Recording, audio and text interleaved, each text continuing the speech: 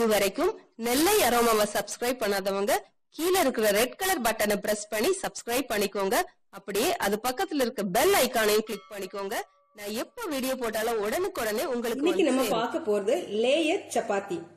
நம்ம லேயர் பரோட்டா சாப்பிட்டுருப்போம், லச்சா பரோட்டா எல்லாம் சாப்பிட்டுருப்போம். இது வந்து லேயர் சப்பாத்தி. இந்த மாதிரி நீங்க குழந்தைங்களுக்கு செஞ்சு கொடுத்தா ரொம்ப விரும்பி சாப்பிடுவாங்க. இந்த லேயர் சப்பாத்தி எப்படி செய்யலான்னு பார்க்கலாம். இது என் மகனோட ஃப்ரெண்டோட அம்மா எனக்கு சொல்லி கொடுத்தது. இது எப்படி செய்யலான்னு பார்க்கலாம். இதுக்கு 1 கப் கோதுமை மாவு எடுத்துக்கேன். வீட்டில் அரைச்ச கோதுமை மாவுனாலும் பரவாயில்ல, இல்லாட்டி கடையில் வாங்கினதாலும் பரவாயில்ல. இது கூட ஒரு 1/2 டீஸ்பூன் உப்பு. இதை போட்டு நல்லா மிக்ஸ் பண்ணிக்கோங்க. அப்புறமா இதை நல்லா சப்பாத்தி மாவு பிசைகிற மாதிரி, அதான் நார்மலா சப்பாத்தி பிசைகிற மாதிரி பிசைஞ்சு எடுத்துக்கலாம் தண்ணி விட்டு.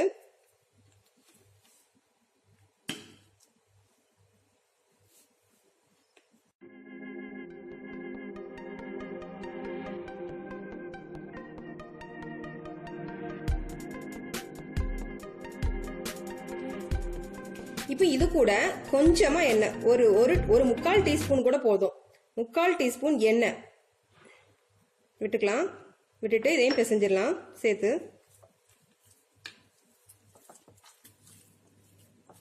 இப்போ மாவு நல்லா பிசைஞ்சாச்சு. இதை ஒரு 5 நிமிஷமாவது நல்லா கை வச்சு பிசைஞ்சிக்கோங்க. அப்பதான் சப்பாத்தி வந்து நல்லா சாஃப்டா வரும். சரி, இப்போ இதை மூடி ஒரு 1/2 மணி நேரம் ஓரமா வச்சிடலாம். மூடி வச்சிருங்க, இல்லாட்டி மேலே ட்ரை ஆயிரும். அப்படி இல்லைன்னா கொஞ்சமா லைட்டா எண்ணெய் வேணா தடவிக்கலாம். மூடி ஒரு ஓரமா வச்சிடலாம். 1/2 மணி நேரம் மாவு பிசைஞ்சு வச்சு 1/2 மணி நேரம் ஆயிட்டு. இப்ப சப்பாத்தி செஞ்சிடலாம். சப்பாத்திக்கு மாவு உருட்டும் போது கிச்சன் டேபிள்ல இப்படி அடியில ஒரு பேப்பர் போட்டுக்கோங்க.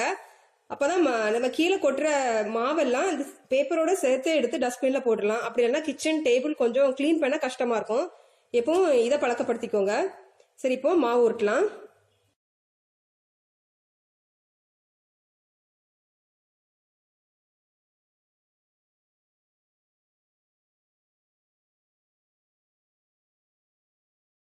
அதுக்கப்புறம் இதுக்கு மேல கொஞ்சமா நெய் தடவிக்கலாம். நெய் அப்படி இல்லைன்னா எண்ணெய். நான் இன்னைக்கு நெய் தடவுறேன். கொஞ்சம் வாசமா இருக்கும். கொஞ்சமா தடவுனா போதும்.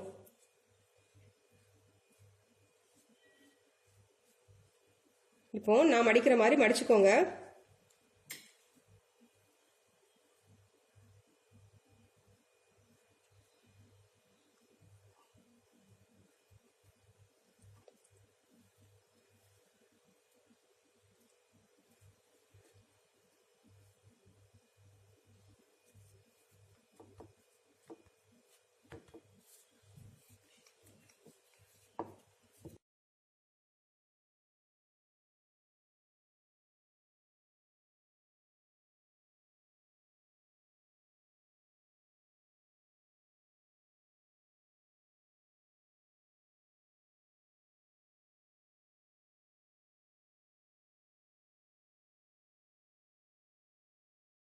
இப்ப கல்லு நல்லா காஞ்சிட்டு இருக்கு. சப்பாத்தி போட்டு எடுத்துடலாம்.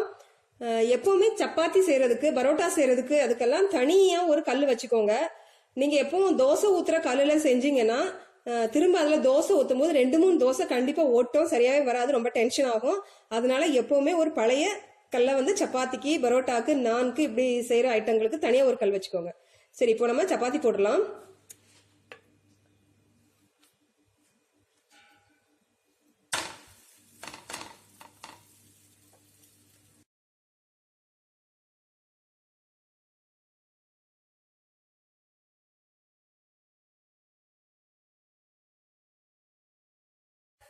சப்பாத்தில மேல எண்ணெய் ஊத்தணும்னு அவசியம் இல்லை. நம்ம ஏற்கனவே நம்ம மாவு பசையும் போது எண்ணெய் சேர்த்திருக்கோம், அப்புறமா நெய் தடவி இருக்கோம். அதனால எண்ணெய் ஊத்த வேண்டாம்.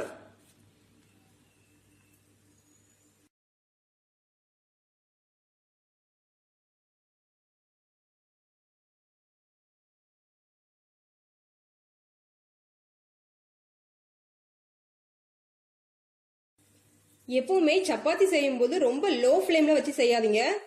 கொஞ்சம் மிதமான தீல வச்சுக்கோங்க. முதல்ல ஹை ஃப்ளேம்ல வச்சுக்கோங்க, அப்புறம் மிதமான தீக்கு மாத்திருங்க.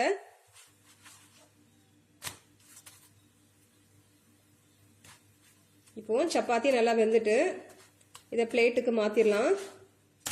இந்த சப்பாத்தி வந்து திக்கா தான் இருக்கும், மெல்லிசாலாம் இருக்காது. 2 சப்பாத்தி சாப்பிட்டாலே போதும் ஒருத்தர். நல்லா இருக்கும், சாஃப்டாவும் இருக்கும். சரி, இப்போ இதை பிளேட்டுக்கு மாத்திரலாம்.